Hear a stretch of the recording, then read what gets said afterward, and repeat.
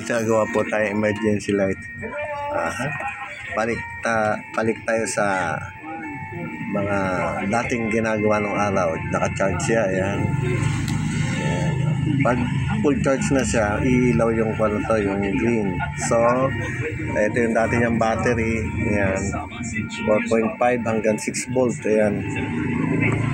So, pilitan natin ng 3.5 magiging 7 volts yan.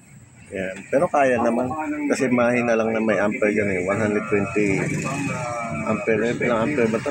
1,200 milliampere. Ayan. Oh, ilaw na yung isa. Tapos pailaw naman tayo sa taas. Yun, okay. Okay na to. Ayan, tipan na natin. May deliver na kay paring Isong. Kasi may papagawa din ako sa motor ko Paalam! Yan.